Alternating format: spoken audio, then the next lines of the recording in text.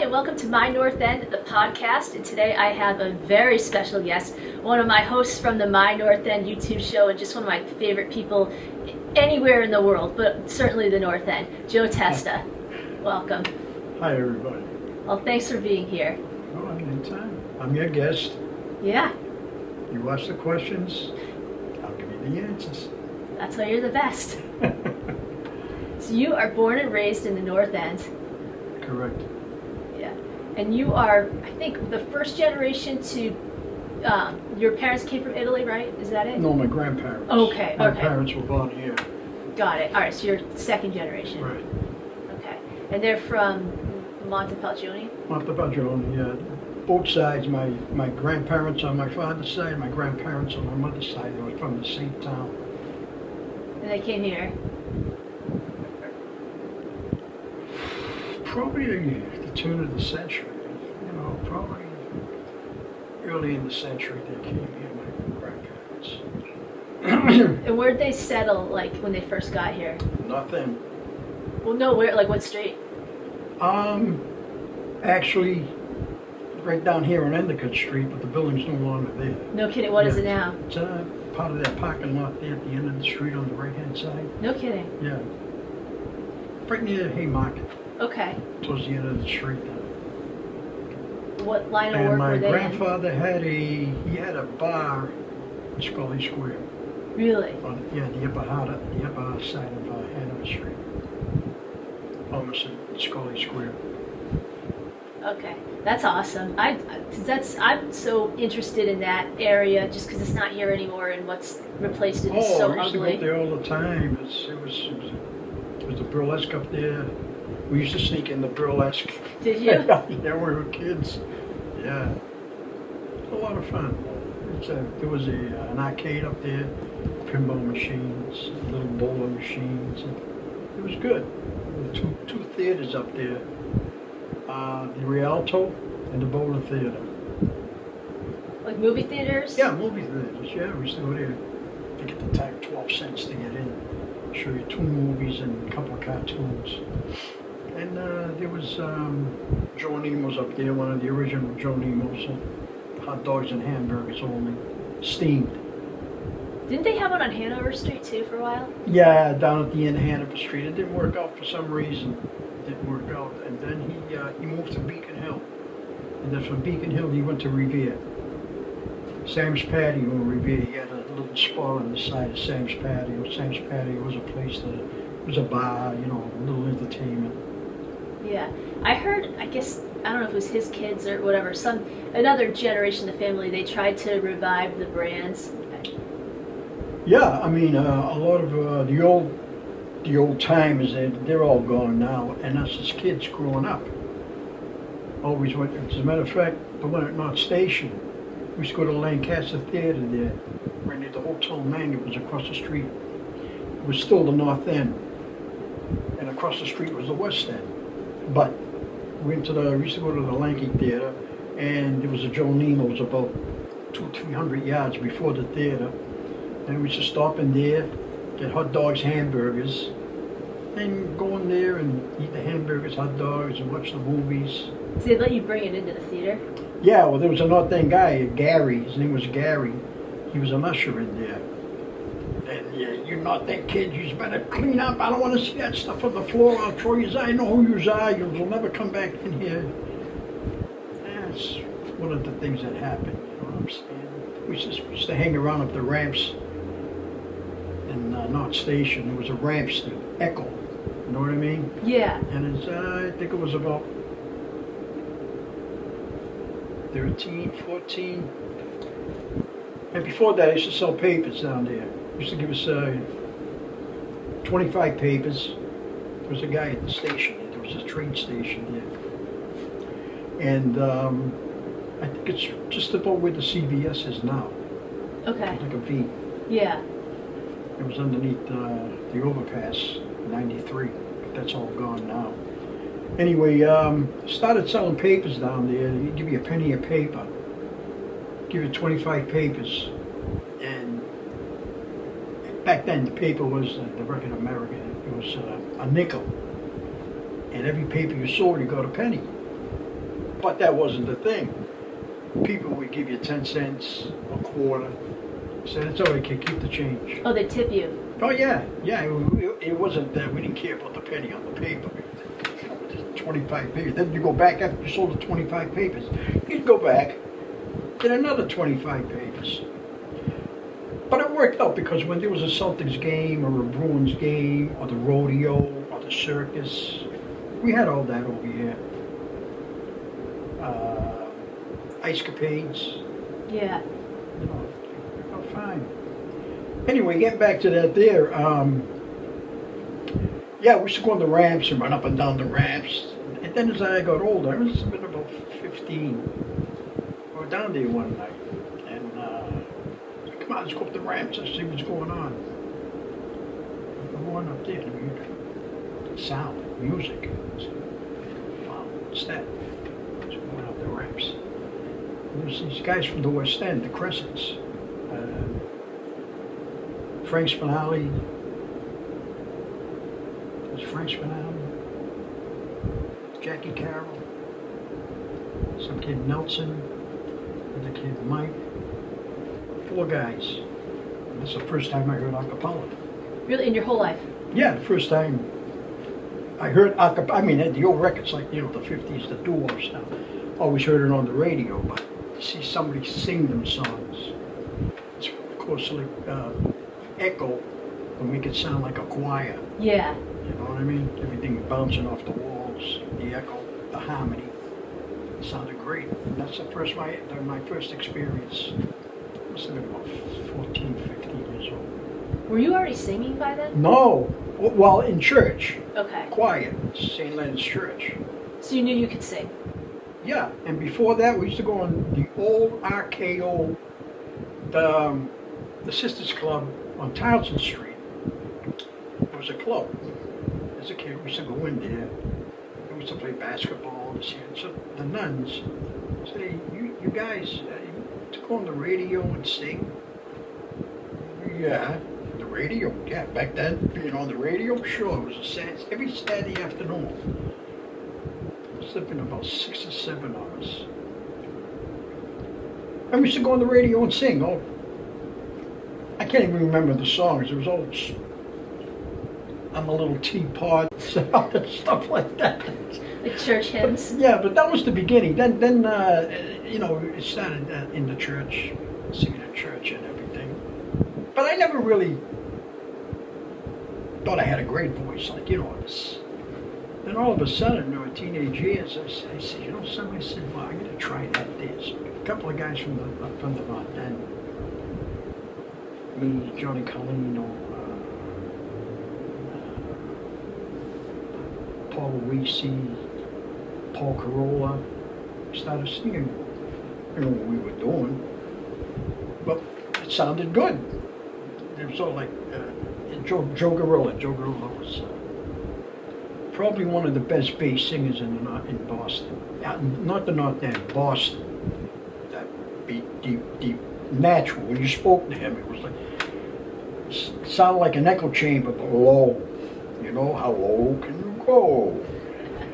Anyway, we started singing, and just kind of blossomed. We learned from these guys, and then we broke up. You know, weren't doing anything. What were you calling yourselves? Oh wow! First it was the Lanterns. The Lanterns. That's a good name for a North End group. Then I started singing with this group from East Boston, the Ecuadors. Okay. This kid Joe Russo. He had a club foot, but what a voice he had. He was a sweet voice, good lead singer. And then as time goes by, you know, you pick up things from every other guy, and I always had a tenor voice, first tenor, falsetto, and stuff like that, you know. Yeah. So that's how you found out you could sing. Yeah. Now I sing in the shower. Well, no, but singing's been a part of your life. I mean, Yeah, really your whole life. off and on for years, different groups. I sang with guys from Everett, guys from Medford. Always got a phone call if I wanted to, you know, sing. Yeah. You still can. Well, yeah, I sound better today than I did back then because back then I was smoking cigarettes. Oh, And I okay. stopped smoking about 20 years ago. Well, that'll do I always it. got higher, you know.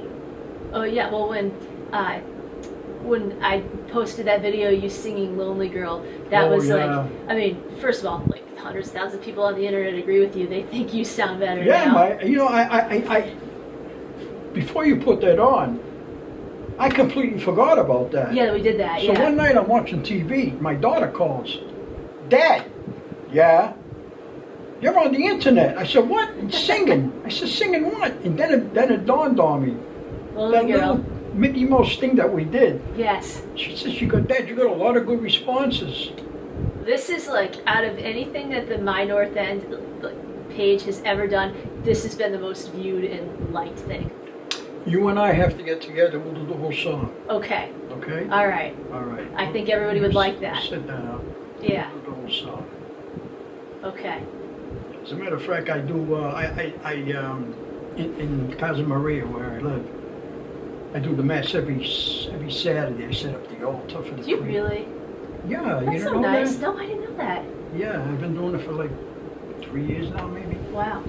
And Father Alexandra from St. Leonard's, you know, Yeah. Father Alexandra, he does our mass every Saturday. But Saturday morning, I set up everything, the host, the chalices, and all that, the wine, Wow. get everything ready for It's amazing. it. But why I'm saying that is, you know, one Saturday he was late. So like a lot of people in the building know I sang. I mean, the younger guy, you know, guys my age, they know what they go like. So I started singing. So the priest happened to walk in. He said, "Joe, wow!" What were you singing? Just like the hymns? Or? No, not hymns. Just doing doo-wop stuff. You know? Okay. It's just a couple of minutes, and then the priest walked in, and I started yelling mass. But I've always had that. If I walk by, I hear anybody singing, I'll just stop it. Guys like Street Magic. Yeah. They were doing that restaurant on Hanover Street. Strega, yeah, they're there, I think every Tuesday. So it was, I was down the feast. I'm going back maybe three years ago. And I haven't sang for so long. So I'm walking up the street and they were outside. They were on break. I said, Joe, come here, hurry up. Come on, do something. So we started doing, I forget the song we were doing, but I was doing a falsetto. People stopped and said, hey, Frankie Valli. Just like, stuff like that there. I've done it all my life, you know. I used to go sing up the gas, the gassy. Yeah. We used to sing over there. We used to sing in Sly Park. Yeah. On the corners. I've had other people tell me about this actually. So they're like, oh, Joe, the Singing Carpenter. I remember when I used to watch him, sing at Sly Park. There was not this winery over here, not Washington Street. There was a winery on Commercial Street. Okay. We were practicing in the North End Union across from the library. There used to be a club there, North Yeah. End Union. And Kid Jerry, he passed a couple of years ago. He said, I'm a friend with somebody, the restaurant down on North End, down on Commercial Street, the winery. The guys, interested in going down there. And, I don't know, are we ready for that? We only had about 20 songs we got down. I said, something, yeah, we'll take a shot. So we went down there. So the guy, I forget his name, said, well, I want to hear them before I give it a job.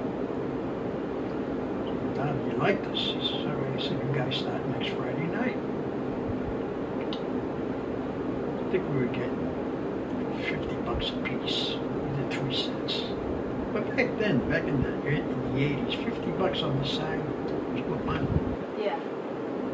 Then you see it in the crowds that we were drawing, all the not them people. It was like hanging around the corner singing. Right. Because it was all not them people. And he said, you guys are all in the place. He said, so I'm going to give you a piece, the $50 plus a piece of the register. For the food and the booze and all. So we were making about a buck a night. Back then, in the 80s, $100 a night was good on the side. You know what I mean? And We did that for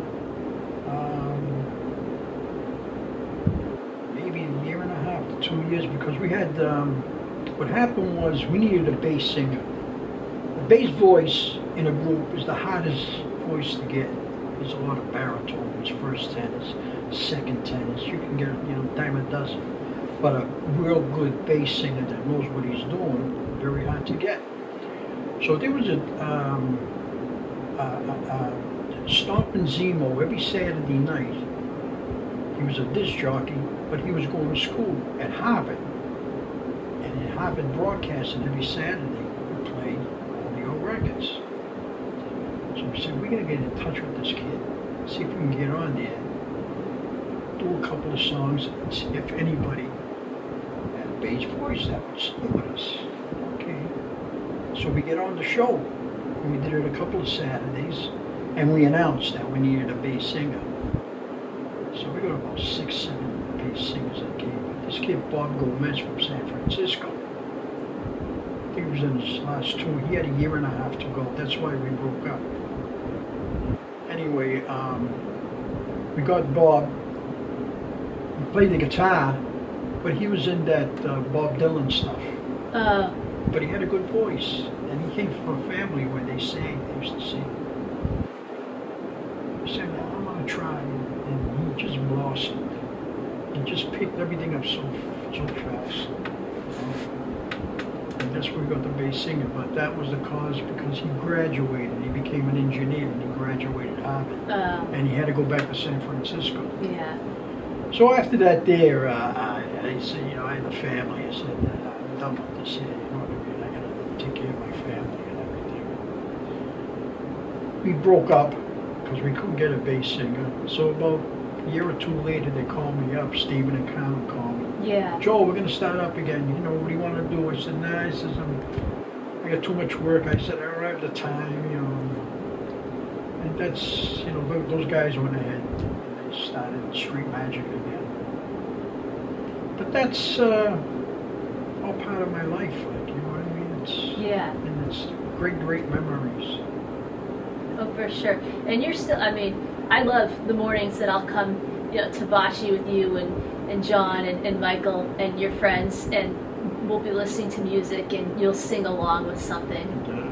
It's just a natural thing, like riding a bike. Yeah. You never forget how to ride a bike. Oh, yeah. Well, because everybody does that, but most people aren't good at it, and you're really good.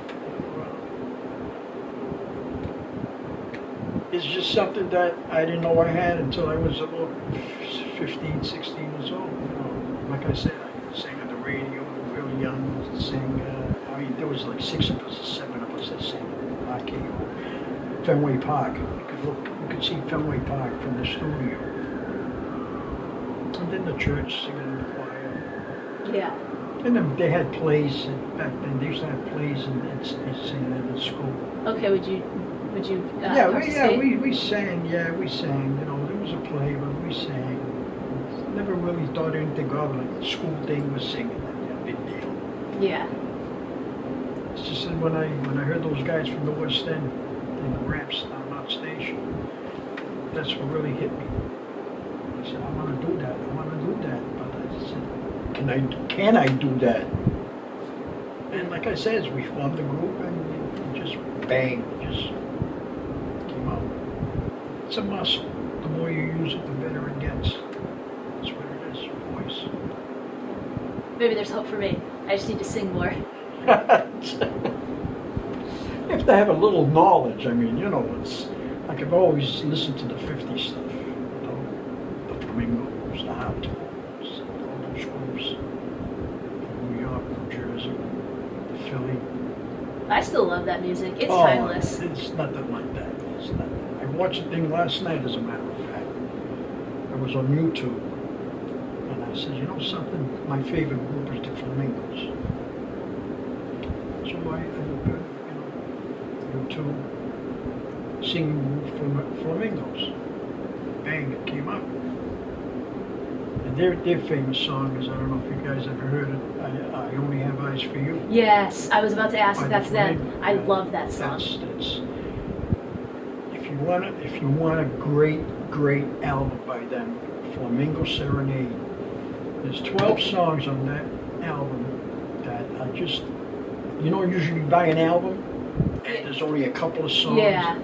Every single song, the harmony and the voices are unbelievable. As a matter of fact, if you get time tonight when you go home, go on YouTube and ask for Flamingo Serenade. I will. And it'll come up. And there's one more guy left.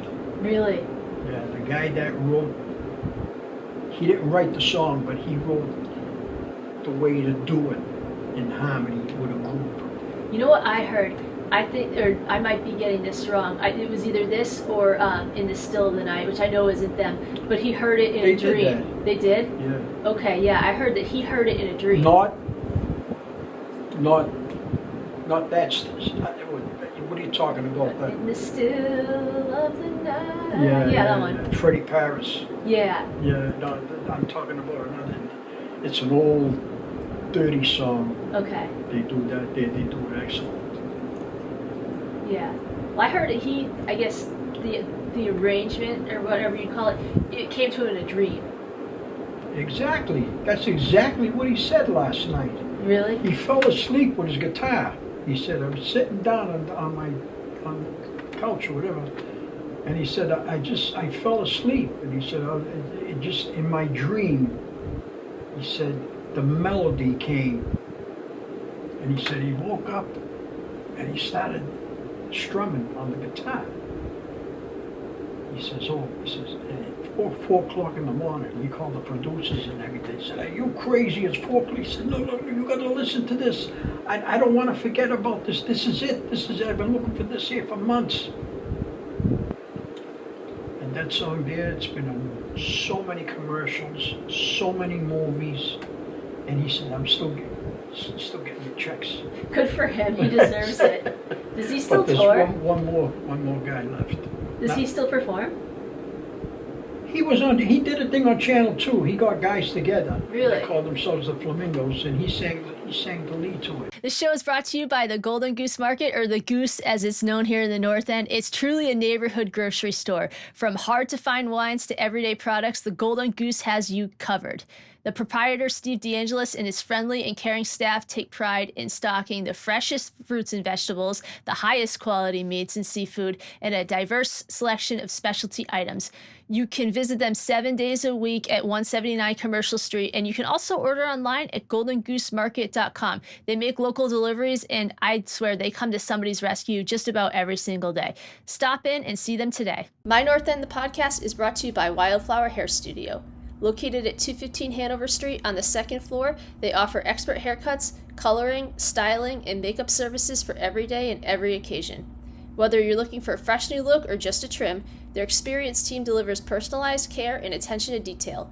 Victoria and Cole are the absolute best. They'll have you looking flawless, and as a bonus, they have one of the best people watching spots in the entire North End. Planning your wedding? Wildflower specializes in custom bridal hair and makeup with on- and off-site services across New England. Bridal packages include trial sessions and day of styling for brides, bridesmaids, and family members, ensuring everyone looks their best. Book your appointment or consultation at wildflowerhairstudio.com and experience the difference at Wildflower. My North End, the podcast, is brought to you by Cantina Italiana. They're the North End's oldest restaurant. They've been here since 1931, and now they're starting a new chapter. They're officially a part of the Antico Forno and Terra Mia family, bringing the same tradition, hospitality, and delicious food and drinks right to the heart of the North End. So come on down to Cantina Italiana. Come see them at 346 Hanover Street for an authentic North End meal. But I'll tell you something about the canteen. Believe it or not, the canteen had the best pizza in the North End. When I was a kid, Really? I'm telling you, the grandfather, the old man, that was a bar. Okay. It looks like it, yeah. I mean, it doesn't look anything. If you go in there, there's a picture of the front of the place. Canteen restaurant. That is the oldest restaurant in the North End. I know, yeah. It might be the oldest restaurant in Boston. They have a couple of old menus. Pasta, 15 cents. Yeah, on the wall, yeah. I love to look at the prices. Yeah. What a world. But I when I was a kid, we used to go in there, and the Pizza was unbelievable. And the old man used to sit down in the chair. He had a bartender. Give boy, that means, what do you want, kid? You know, I want a pizza. The pizza was like $3, but the pizza was enormous. It was so good. Naturally, he passed. They turned it into a restaurant. Yeah. And So just a bar with pizza, basically? it was a bar with just pizza. That was Wow. it. He had sawdust on the floor. He had the old fans in the ceiling with the I don't know if you've ever seen them. It was a cylinder like this here, and you pull the string, and you tie the string to a light or something in the ceiling, and it would attract the flies. Oh, okay. It was a sticky paper. Oh. It was about that long, and he had each one on each light. A load of flies. God knows how long the things were hanging up there. These are all little things that it's just. It was. The North End was unbelievable. People think it's nice now, but for all the old families, I mean, it was like I hung in almost every corner. That's why I know so much about, and I know everybody. I know all the families. Yeah. I hung North Street, Prince Street, Salem Street, Cozy Corner up Salem, Charles Street. These were all the hangouts. Well, you Fleet Street. You moved around a little bit, though, your family, right? Yeah. I was born on Sheep Street. Then we moved to Cleveland Place. From there we went to Prince Street. That's when the Bricks robbery. I did the thing on the Bricks robbery. From there, my father worked for a guy that owned a lot of property. He was from the West End, Singing Carpenter, and he owned a ton of property. My father and my Uncle Al, they did a lot of wallpaper. Back then it was wallpaper and painting, a little carpentry here. And I used to go with them on a Saturday. So is this how you learned carpentry? Yeah, and then working with all different other guys. But I was on construction for a while. I did construction off and on for about 10 years. Then I was a laborer. And then I got in the Carpenters Union. There was a lot of backstabbing, and I just couldn't take that anymore. What made me quit was this foreman carpenter, I'm going back years ago. He says, all right, guys, he said, I'm building a house down the Cape. Because I used to see the pickup trucks, fill up with plywood, studs, you know. The guy used to take off. There's what the hell's all this stuff going? He was taking all the plywood from the job and the studs. He was taking out the Cape. Oh, it's his house. His house. So anyway, he says, all right, guys, well, this week I need volunteers. We got to go frame the house down the Cape. Because I was young. My kids were young. Worked all week. I'm not going down no Cape. Forget about it. I got my kids, if they want to go to the beach or sometime. I never showed up. When the morning comes, 3 o'clock in the afternoon, I get my pig slip. They leave me off because I didn't show up. Because you wouldn't build his house on your off time. Yeah. And that was it. I never went back to work. I went on my own. I started my own business. And I worked all around the North End. All the paneling came out at the time. Paneling was everything. Yeah. Paneling, suspended ceiling, paneling everything. But I did a lot of stupid things. I should have never threw the stuff away that I did. What'd you throw away? Oh, all the old furniture and Jesus, so many things that antiques. I don't know. Being young, you know, antiques. What the antique? Throw it away. Get the dumpster. Throw it in the dumpster. The clinic called me one time. This elderly woman. It was a family building since the 30s, and they're the only ones that lived in the building. And as people passed away, they didn't rent out the other apartments. It was the old lady on the top floor. Her brother lived on the first floor. He passed away. So the clinic called me because I think she had a social worker or someone in the clinic. They called me up. Said, Joe, can you come to the clinic? Dr. So-and-so, I can't think of his name. He wants to talk to you. So, yeah, he always talk to me. So I went there. He said, listen, we have one of our elderly women. She lives on the top floor. She can't make the stairs no more. She wants to rent the first floor. This is the building right beside the old church. I says, all right. He says, tomorrow morning we'll meet you there, and we'll let you get in there.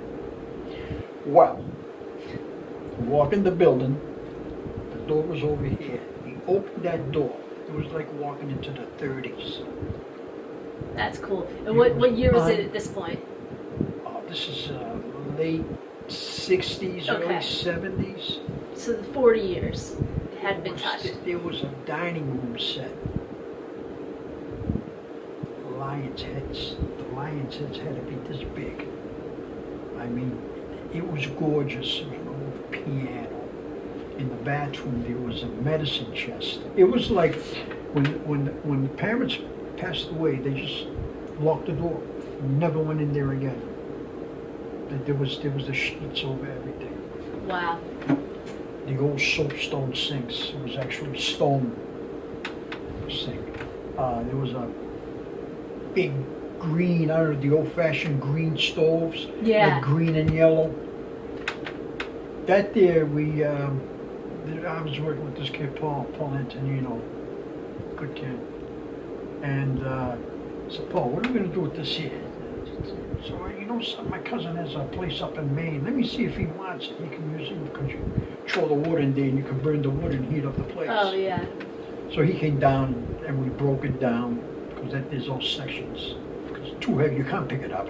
Yeah, how do you even get it out of there? Yeah. So we broke it down and took it up to Maine and he put it together. That's one of the things that those stoves, you cannot buy them today. And if you could find one to buy, it costs you a ton of money. Yeah. And getting back to the old North Church, the building beside it, I did the apartment, I helped her move down, happy, very happy, the old lady. Calls me about a month later, said, Joe, I want to clean out the cellar. Okay. So I go down there, I look at the cellar, ton of stuff down there, because the family just kept putting stuff down there. Down. So I go down there, I say, all right, we need a dumpster. I get a dumpster, get the permit. There's a dumpster outside the building. Throwing vases away, vases that today, God knows how much they were worth. But there was one thing I made the biggest mistake. There was a 55 drum barrel. No, a wine barrel. They were making their own wine? No. It was loaded with Evening Post, the Boston Evening Post. Norman Rockwell, original pictures. Oh, wow. And they were all in plastic sleeves. Threw them all away. Watching Chronicle one night. Oh, no. Watching Chronicle, they did Norman Rockwell, and they did a whole thing about his magazines. There was one, they were all worth money, but there's one magazine with Marilyn Monroe on the, and I know that magazine had to be in there. Back then it was worth 80 grand, 80,000 just for the, and it was in a sleeve. He must have read it, put it in a sleeve, and put it in the barrel. For some reason he saved all those magazines. I don't know. Yeah. I just threw everything in the dumpster. The vases, and the cups, and the glasses. So many pieces of furniture. Yeah, go ahead, kid. Throw it in the dumpster. Then I met Richie. Really? My partner. How'd you meet Richie? I knew Richie all his life. I'm much older than him. Yeah. Because his family and You're my not that family, much older than we go to him. Wareham, Swords Beach in Wareham every summer, 2 weeks. The families. But Buddy, Richie's father, Buddy, he owned a house down there. And I remember Richie riding the bike. And as time went by, like I said, you know, I kind of slowed down my business, and I bumped into his brother Bobby. Said, Bobby, Joe, I can use a carpenter. And I started working for Bobby. I went up working with Bobby off and on, me and him, 25, 30 years. You know, and you know what happened to Bobby. Yeah. Yeah, sad thing. And Richie was working with us. And Richie was into all the old furniture and everything, you know, antiques. Yeah. And Richie's very knowledgeable about that stuff, art and all that. Yeah. He is, yeah. Oh, so you know about it. Yeah. And I told him stories. Oh, Joe, oh my God, Joe, what did you, I know Richie, what did I do? I can just hear him saying it, yeah. And these are all little experiences that I went through in life, you know. Getting back to those magazines, that's one of the biggest things that stays in my mind constantly. I know every one of those books are worth money. Yeah. And it was a shame to throw them away because it's history. You know what I mean? Yeah, Norman Rockwell. If you didn't know, you're just doing your job. Yeah, but like the vases I threw away. I mean, God knows what they were down there. They had to be from the 30s and 40s. Because they owned the building since the early 1900s. Now, who took it over now? The Salon church took it over. They made it like a part of their... Yeah. Oh, you know the building. Yep. Facing the Old North Church, the building on the left-hand side. You know what? I never knew that wasn't always a part of the No, church. they have the two buildings now. It's not the first one. It's the second one. Yeah. That's where the elderly woman, that's where she lived. Wow. I guess when she passed, the family must have sold it to the Old North Church. Right. But getting back to that, the family, they never bothered with the poor old lady. When they heard that she was, you know, moving and she couldn't move anymore, and naturally they got interested. They heard about the, you know, remodeling the building, the apartment and everything. Naturally the family all came. You know, Yeah. that's what they do. They took the furniture, they took that beautiful set. God knows how much that set. Big lion heads, big legs, nice, beautiful table. I told Paul, that's mine. No, the family came and took it. There was another thing stuck in my mind with that apartment. There was a medicine chest in the bathroom. I opened it up. I guess years ago, when you needed medication, you went to the drugstore. They gave you bottles that you had to mix yourself. Yeah, they would mix it up. Yeah, there was all different kind of bottles and little medications. It's just everything in there was 30s and 40s. Just silverware to the silverware. Knives and forks, spoons. The dishes, all the old China dishes in the dumpster. Shame. Yeah. I'm sure it was nice stuff. It was on Prince Street, Silvio's. Every Christmas, you had a bathtub full of live eels. Eels? Eels. Years ago, like our grandmothers would buy the eels, and they would cut the eels in pieces like that, you know, 3-4 inches, and they would batter it and fry it. I never ate it, because it just reminded me of a snake. Yeah. Okay. I can imagine being a kid and thinking that was Well, let me disgusting. tell you why I brought that up, is Okay. because Silvio, he had the bathtub, and on the Saturday, this was all for Christmas Eve. This is like once a year thing, Christmas Eve. And he had a big cotton board on the side, and you'd pick, Silvio, get me that one there, and he would get it, put it on the table, hold it by the neck, get the ice pick, stick the ice pick. Oh my God. And this is actually, I mean, people that see this here, they know what I'm talking about. Yeah, of course. People from the North End. And that thing would be going, even with the pick, the ice pick in his head, and he cut around the neck, pull the skin back. You want to cut it up? Yeah, cut it up. And they cut it up in 4-inch pieces, put it in the bag, and that thing, the bag would be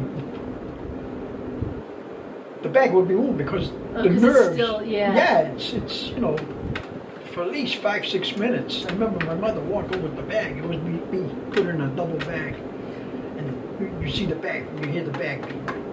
It was the body like going back and forth. That's used to my grandmother. She used to get it from my grandmother and my grandfather. My grandfather loved it. Yeah, Giuseppe, mangia. No, Papa, I don't want I don't want any of that. Yeah, he used to say, come here, why you fica? Used to feed me wine. He did. He made wine down the Salon. Oh, he was one of those. Okay, because that's one of my favorite like old stories is the people who used to make wine in the cellar. My grandfather, they lived on Snow Hill Street, Okay. and he made the wine down the Salon. But my grandfather in the West End, he owned 3 or 4 buildings on Canard Avenue in the West End. I used to go there a lot. And all my uncles, once a year, my grandfather would buy the grapes, and they would go down there. By the end of the day, they were stoned because there was wine left from last year in the barrels. We got to empty the barrels. I don't want to throw it away, like you know. Yeah. And they used to drink, but being down the basement, squeezing the grapes, you get high automatically. You know what I mean? Because you know the alcohol. Even though the grapes are whole, there's alcohol in those grapes, certain kind of grapes, wine grapes. And used to come up stoned as a little kid. And these are all nice memories. Everybody in the North End made wine. Yeah. I mean, in September they buy the grapes. We used to rob them. That's another thing. We used to rob the wine cellars. Yeah. None of the cellars were locked. Right. So you're like kids stealing wine from your families, basically. Yeah. We knew the buildings where the grapes, the old grape boxes were. You know, after you squeeze the grapes, you put it back in the box, and put it outside for the garbage. So we knew that the basements that had the wine, and we knew the guy that made the best wine. There was a guy in Charter Street that made the best wine. We robbed the Salon. I shouldn't say that, but we took the wine from him. We're kids. Well, We yeah. were doing How old are you guys? stupid things. They must have been 13, 14, 15 years old. Yeah. And we used to go to Slime Park out the gas seat, drink the wine. It got to a point where the old man used to sit outside on the chair. Oh, he was on you guys. Yeah, he knew because he knew we were taking the wine because he used to fill up the gallons or half. You could buy a gallon or a half gallon. And we should take the half gallons and see them missing. And he knew we were taking the wine. Sit outside with the gun.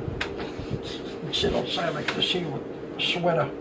You wear a sweater in the summertime. Right. The sweater open and the gun would be in his belt. And you walk by and he'd just look at you. And are those the kids that robbed me? That was that. Yeah.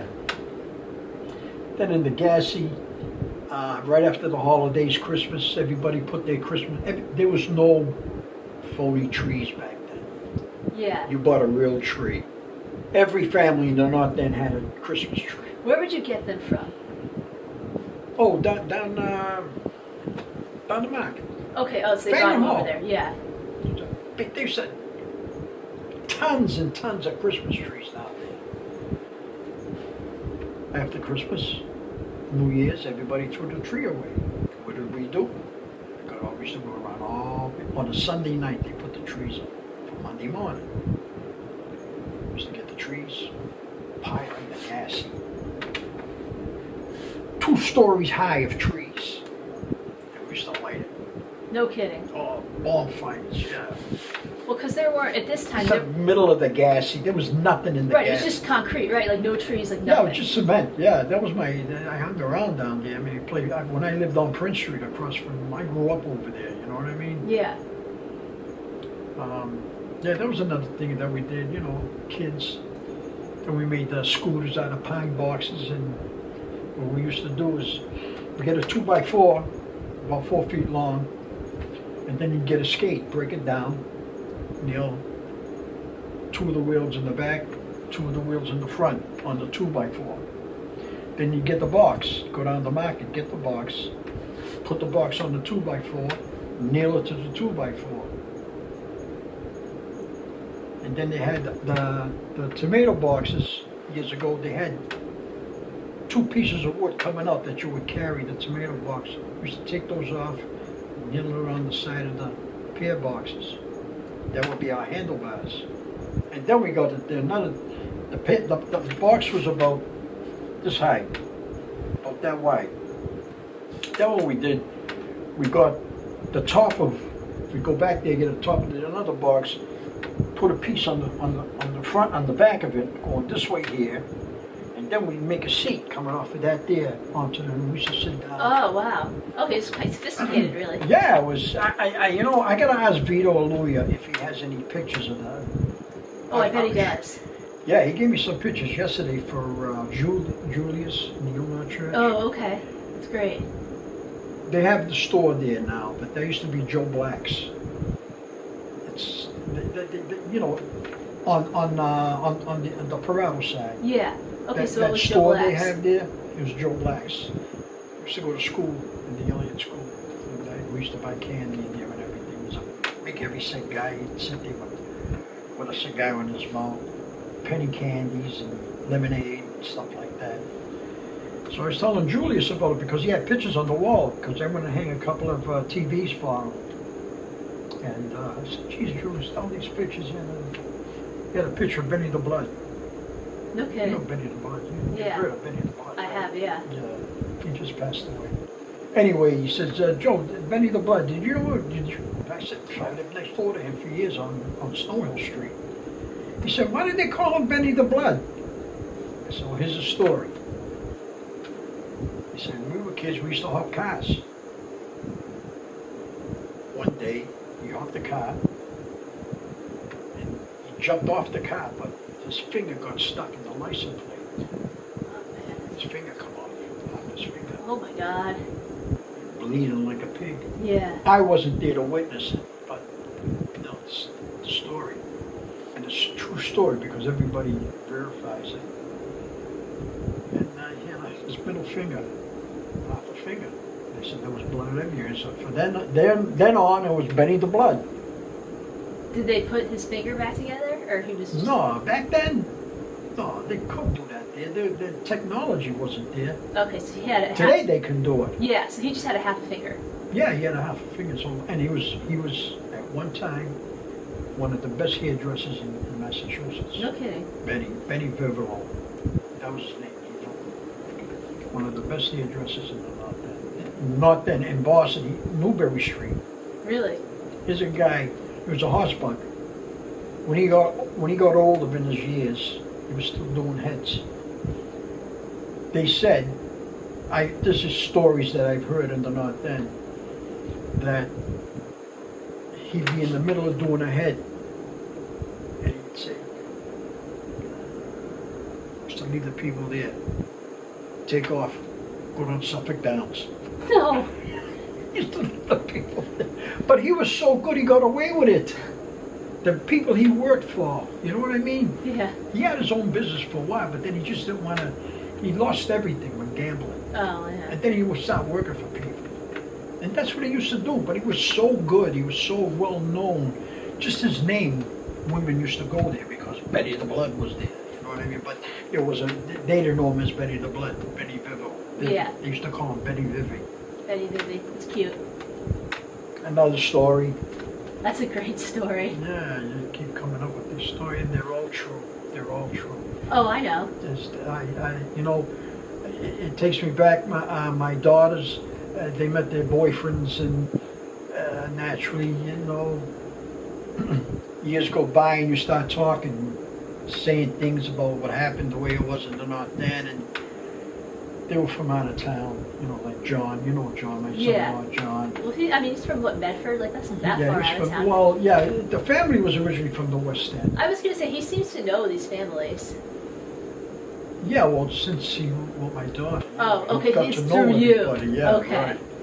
So I used to tell them all these stories, and I can read people, and they used to look at me as if, yeah, that's true. Yeah, all right. Yeah. So now they start coming to the reunions every year, the Pascantilli reunion. Yeah. Everything I said, They heard from other people. He said, Pa, you were right. I said, I know you didn't believe it. John, this is the truth. Why would I make up stories? These are all true stories. He said, but some of those stories are hard to believe. I said, they really happened, John. You heard it from other people. So, North was quite a place. Yeah. I said when I was young, I used to say, when I was a teenager, oh, wow, this place, this is it for me. Never go anywhere else. This is where I want to stay. But everything changes. Everything comes to an end. Yeah. You know what I mean? That's why I say people of the North End now, they come down here, they're amazed.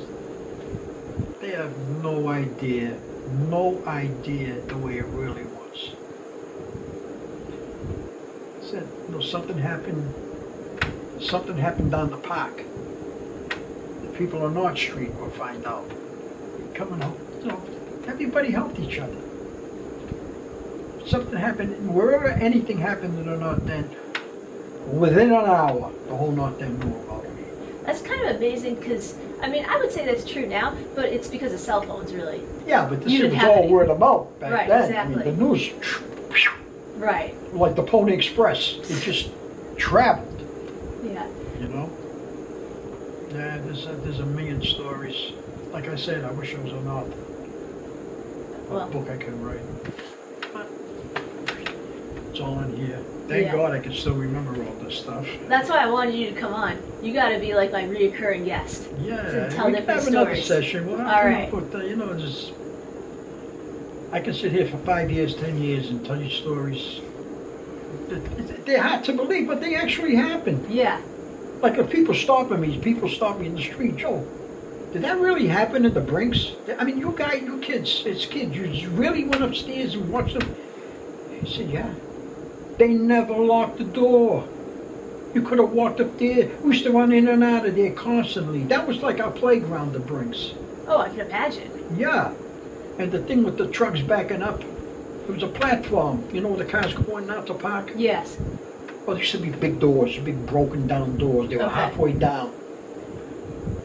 So they raised them up one day and they never closed them again because they didn't want to spend the money, the operation. Anyway, trucks used to back in on a Saturday. They'd go around all the supermarkets picking up the cash. And they do today. They do it, yeah. Oh, yeah. I was in Back Bay with one of my girlfriends, and the Brinks truck blocked us in. The guy comes out, and he's like, he's like got the vest on. He's armed. He's like ready to go. Right. Yeah. Back then, they weren't even no bullet vest, because there was no robberies. There's a very Mickey Mouse robberies here and there. Nothing big. Yeah. Back then, when they robbed the Brinks, that was the biggest thing in the country. Yeah. $3 million. Today, $3 million is like $1,000. Right. It's crazy. Well, according to, things like that. Yeah, like inflation or whatever, yeah. But, we used to run in and out of there. The trucks used to back in. Guys would come with two-wheelers. Take the money off the truck, put it on the two-wheeler. It wasn't even a cart or anything. It was you ever see them with a two-wheeler? They got the handles. Yeah. And they take it off the truck, they put it on there, and they take it in the restrooms. They still use them today. Yeah. So they put the money on the two-wheeler. A lot of times the bags were broke. Okay, so money They never just bothered fall. to pick up the change. Back then, $50, silver dollars, quarters, dimes, pennies. When all the trucks left, we used to go in there almost every Saturday night, pick up all of them. And we used to go on Pepe's on Prince Street and buy all kind of candies. That's what you do with the money you got? Yeah, but there might have been maybe $5 over there, but there was a gang of us. And we used to split the candy. We used to go in the gas and eat the candy. Just another thing in my life. Yeah. Think back of all these things. A lot of those kids today, they're gone. Yeah. They passed. But great. No matter where I hung around, no matter where I went out there, just beautiful. Talk about sandwiches. Sandwiches they make today. Forget it. All the old times they made sandwiches. And the sandwiches were like 60 cents, 75 cents. There was a an old lady and an old man on Endicott Street. It's the massage place now, all the way down. Oh yeah, I know what you're talking about. Massage Yep. place. You go in there. They lived in the back, in the front. They used the store. Okay. Oh wow. All they do was make sandwiches. She made the best meatball sandwiches I ever had, even better. Ma, I'm sorry, but the best meatball sandwiches you ever want. And the cold cut sandwiches, I mean, they were like 75 cents. You know. Today, sandwich, $18. I know, and it's like not even that good. I got a steak and cheese on Salem Street, across from Bova's. Yeah. The place across from Bova's. Oh, okay. Dino's. Yeah. Yeah. $18. Yeah. Although I will say Dino's. Steak and cheese, yeah. $18. Dino's in Monica's is really good. I know I just said that they're, a lot of them are not as good. In the North End we have great sandwiches, but yeah, it blows my mind. I'll be in Back Bay working, go to Tate and get a sandwich. It's like $18 for, it's like an okay sandwich. Yeah, like, you know, those I don't know, the word was around the yuppie sandwiches. Yuppie sandwich, that's a perfect way to put it. It is a yuppie sandwich. They put avocados and everything. Yes. You know. Oh, 1,000,000%. And I don't see what the big, it's probably good for your body, nutrients and everything, but there's no taste whatsoever to an avocado. I don't get any taste out of it. I like it with other things. Like it brings out other things, I think, in a good way. Like tomato, cucumber. What, avocado Yeah. on tomato or cucumber? Yeah, I like that combination. See, now you're talking as like a yuppie. I know. Instead of putting olive oil, garlic, yeah. oregano. Okay, that is better. I'm just saying. I can see the appeal of avocado with these things, but you're right. It is a yuppie sandwich, and yeah. Well, don't get me wrong. It's probably better for you. No, I don't even think it is. It's just if my choices are that or starve. I bite the bullet and I spend $18 and I eat There's it. a lot of sandwich places that are out there years ago. Bread stores. Yeah. Bazziali's was probably one of the best bread stores that are out there all the time. Then there was Drago's on North Street. Okay. Great bread. Yeah, great bread. A lot of people have said that. He owned a riding academy.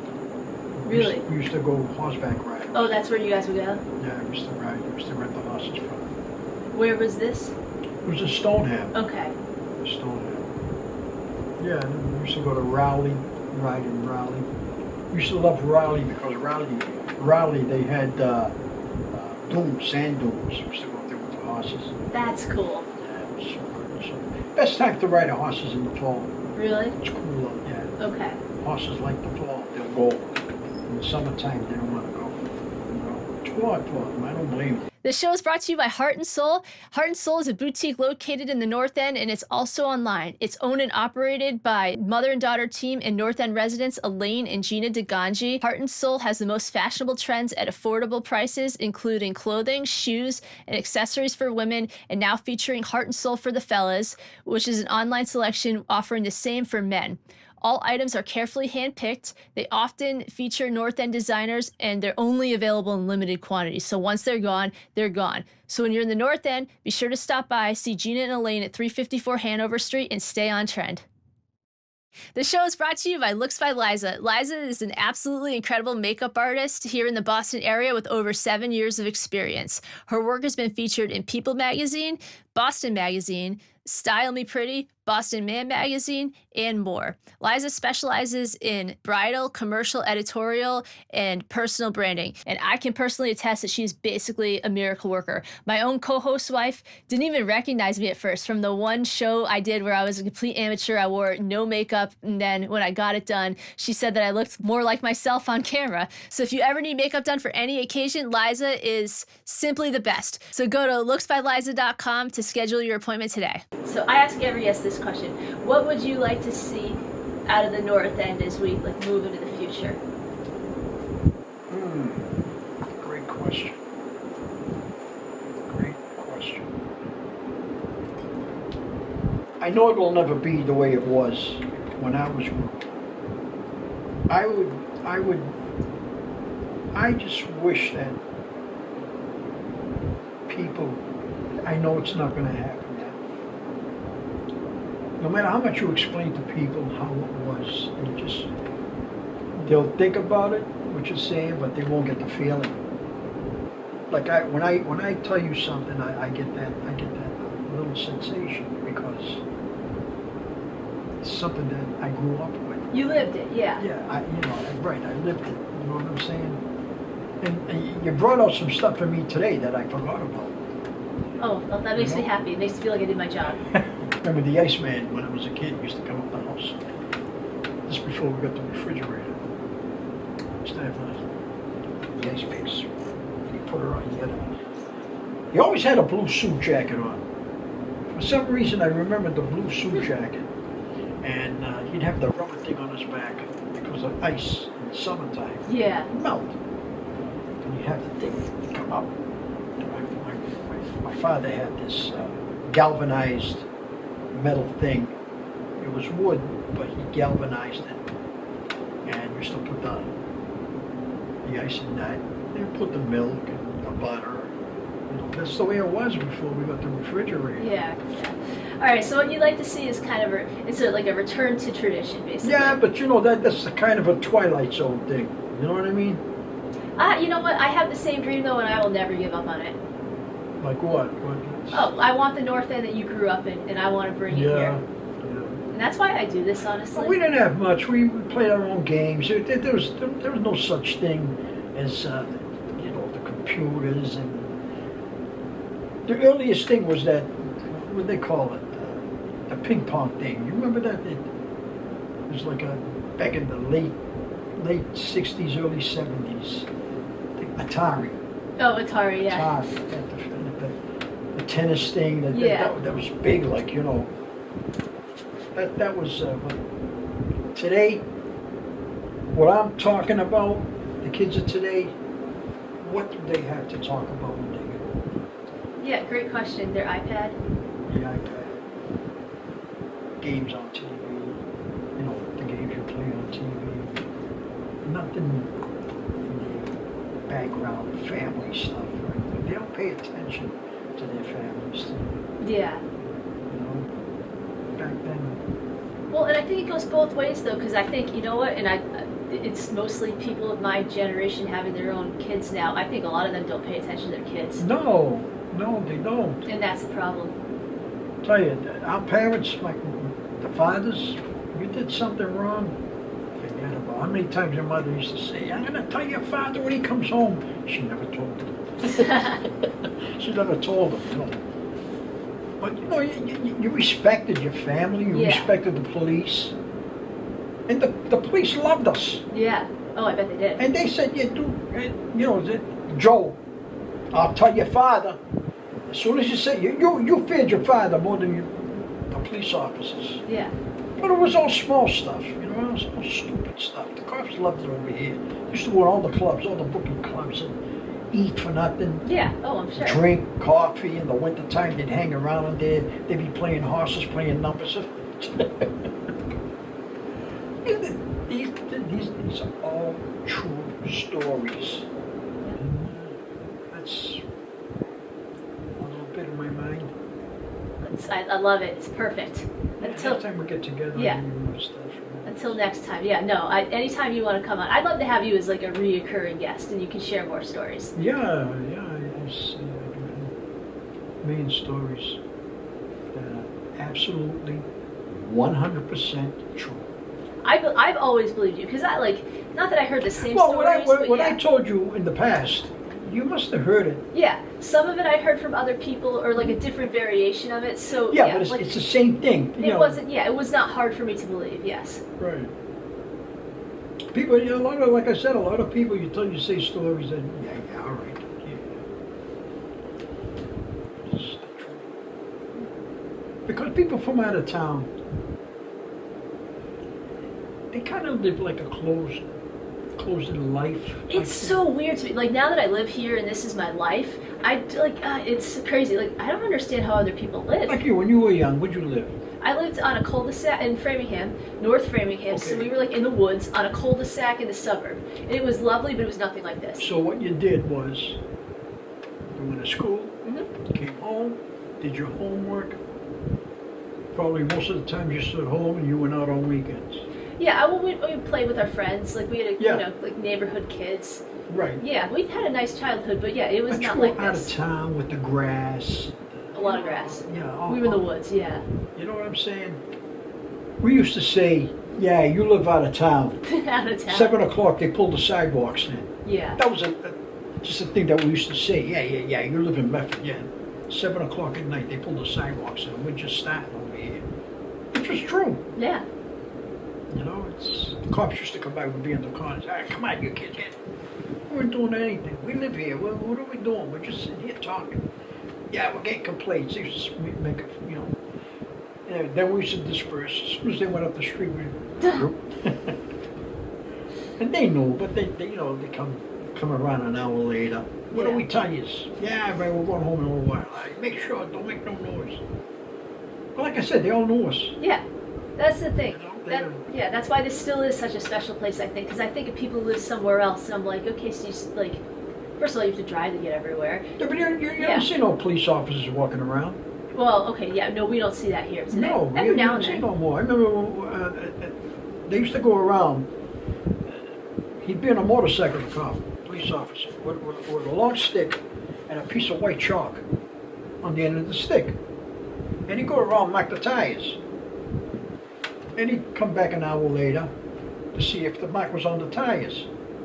As soon as he left the street, we used to get a wet cloth and wipe all the tires. He didn't know that he was gonna, come back and mark. He thought all those cars were gone. Yeah. Because he never really looked at the car. He looked at the tire. Okay. You won't get off the bike.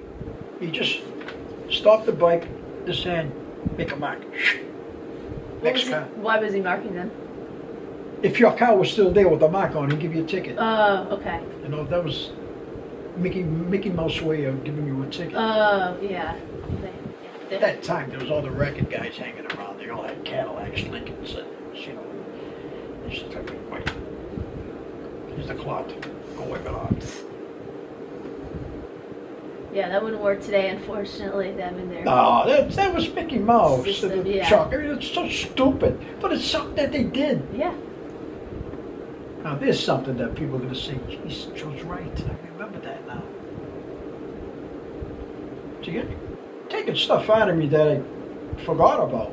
Well, no, again, I want all this stuff because I want as much of this as we possibly can. Like, when I have my family here and I want this North End. I want this America. And I know you. Yeah. You really, really love this place. Yeah.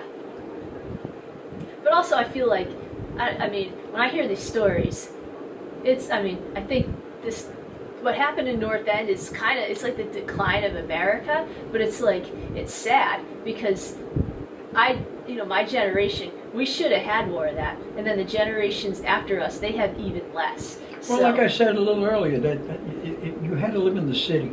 Yeah. Well, yeah, because this is unique because it's a village, and even now, we have elements of it. Like you step outside, you see people they care about you. If if you're not, you're not doing well, they'll support you. When you're in a suburb like that, it's anonymous, and it's everybody keeps to themselves. Pretty much. And if something happened to a family, well, that's their problem. Yeah. Over here, it was everybody's problem. Exactly. So yeah, I think we still have that, and I would love this is kind of the reason I do this show. I want to take this stuff, and so we can pull as much of it as we can out of the past into the present when we move forward. Because I think people are starting to wake up to that. A lot of what we thought was progress is actually terrible, and the opposite of that. Yeah, it's such, I get a kick out of when people take pictures of the facades of the buildings. Yes. Like the copper. They were amazed, wow, look at that. Never paid attention to it. They're amazed just seeing it. Yeah. Look at that. That's amazing. To us, being brought up here, we never really paid attention to it. Yeah. I didn't know it was copper until I was in my 20s. I thought it was, tin. Right. But 90% of it is copper. Yeah. Copper costs a lot of money today.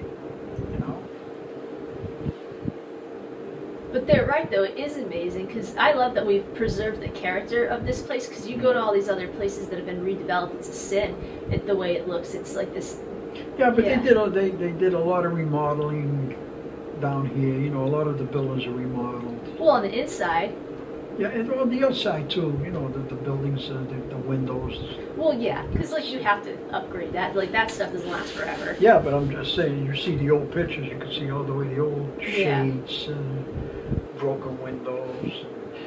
Put cardboard on the window. They couldn't afford to put the glass. If the glass broke, put a piece of cardboard. You know, Yeah. it's all things that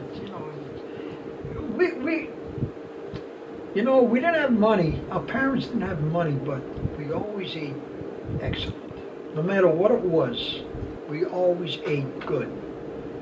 Like, there was six of us in my family. Okay, so your parents, My you had brother four siblings. four sisters. And my father worked, like carpentry, painting, wallpaper, put linoleums down. He'd do anything to make money for the family. And it was tough, but we always ate real good. That there I can say. And I think that it's a lot with a lot of the families. And if a family was really down and out, they got help. Yeah. They got help. St. Leonard's Church, St. Mary's Church, they would go to the church and the church would help them out. That's very nice. I don't know if they would do that today, but... Yeah, I don't know, but I love that you do the mass there because because it's on the site of St. Mary's, so you're really keeping that alive. Yeah, well, they did it before I moved there, and then they stopped it. For some reason, they stopped it. I don't know why. So my nephew Michael says, Uncle Joe, what do you think? What do you think? Should we start it? Because he's the president of St. Casa Maria. Okay.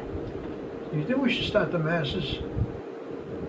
I said, that'd be a good idea because a lot of them are old and they can't make it to church. And it'd be great, downstairs. And so, well, who's going to do it?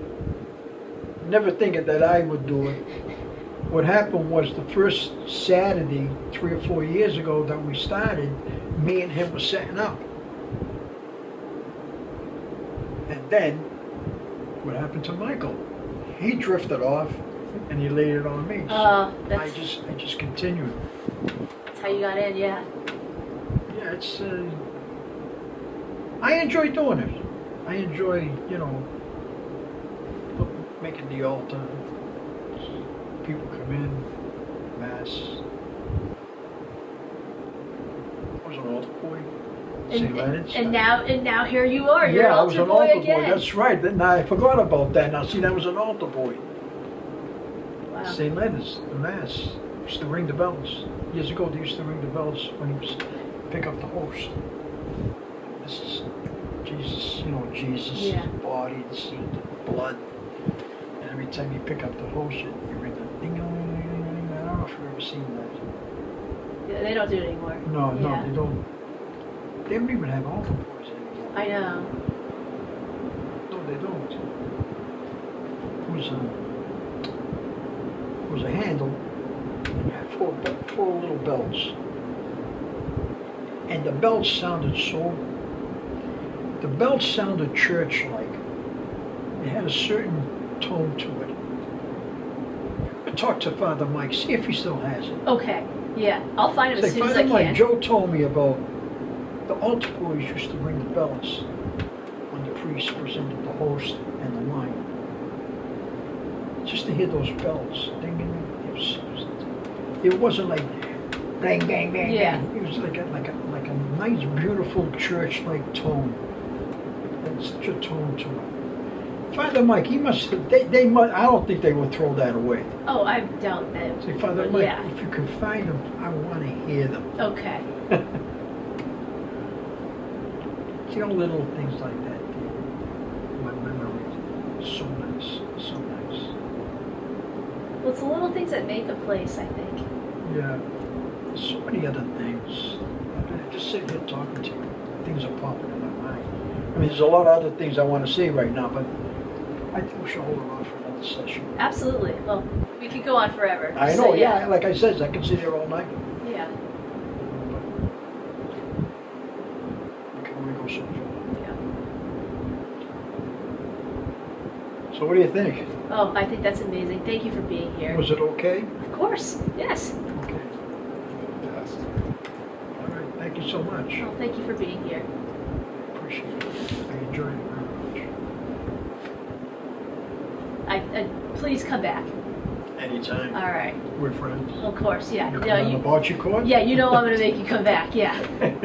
Well, what was it, Sunday morning? You Yeah, I brought it just up. came You said, down, Joe, yeah. I'm going to do a thing in St. Anthony's Club, why don't you come down? I said, well, what am I going to say? Well, you had a lot to Blah, say. blah, blah, blah. Thank you so much. Oh, you're welcome. Appreciate it. We'll do it again. Of course. And we'll do that a cappella thing, huh? Yes. We'll set something up for that. Yeah. Okay? Okay. I want to do it where there's a little echo. Oh, okay. All Maybe right. in the staircase in Casa Maria. Ooh, okay. There's an excellent. A lot of times All I right. go down that back staircase. I just stand there and sing. You stand there and sing by yourself? Yeah. Okay. Yeah, it's just going back to the ramps at North Station. Yeah. That echo, searching for an echo. Okay. Yeah, well, do you do I Only Have Eyes for You? Would you do it? That's a hot song It's for a hard song. It's a hard song to do solo. You have to have the. I was going to background. say, yeah, you need You more have than to one have person. that harmony in the background. Yeah. You know, and I have never heard any group do that song. There's many a cappella groups that I know of. Even like I go on YouTube and I bring up, a cappella New York or a cappella New Jersey. They do all the other songs, but not that. Yeah.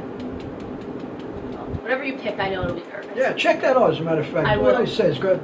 Flamingos. The Flamingos. The whole album. Yeah, and they'll show you the album. He'll talk about the album. All 5 of them. Tommy Hunt was the guitar player. There was a place at Revere Beach, the Tiger Tail. He went on his own, and I caught him up there. But he wasn't doing doo-wop anymore. He was doing something else. Because I know Tommy Hunt was going to be there, which was one of the singers in the Flamingos. I wanted to see him. He was good, but he didn't do anything like the Flamingos. Yeah. Yeah, a lot of groups I used to run in the CC Center, where the library is. Yeah. You remember the CC Center there? No, I don't You know. ever seen what that was. pictures of it? No. What was it? Well, Columbus High. Oh, okay. They needed a basketball court because they used to come play, Yeah. other schools basketball, and we didn't have one, so that's Christopher Columbus built it. But they only use it towards, basketball season for the high school kids. So they say, son, why don't we just make a neighborhood club out of it? Let the other kids get involved. And we used to go in there, and so we got married with the kids and everything. Yeah. So this friend of mine, Lynn McMurray, says, Joe, why don't we get some of those old groups from New York? See if we can get them down here and see how much they cost. So we started running. I still have the tickets, the old tickets and pictures and everything. First one, there was this place in North Station where the West End, there's what's that square?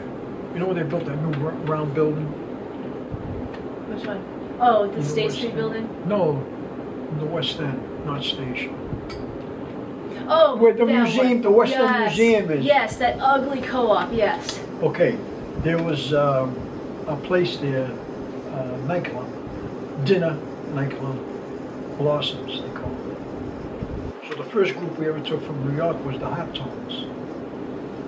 Great group from the black group from New York. We got them down, and that blossomed to the CC Center. Started getting a lot of groups over there. Grand dances. I got a lot of pictures. I'll show you the pictures. Oh, please. Yeah, the group that I sang with. Yeah. Got pictures on stage singing. Oh, I would love to I see wish that. we had video back. There was no. Yeah. There was no cameras. But I can see. I have CD. Did I tell you I have CDs? No. The old Street Magic, the original Street Magic. Oh my God. Okay, no, I need one. The original Street Magic was unbelievable. We did great songs. I'm going to give you one. I'll Okay. give you a CD. Oh, I can't wait. Anyway, that's another subject. Okay. Thank you very much. Oh, thank I you. enjoyed it so much. Oh, thank you for being here. I always enjoy being with you. You are the best. do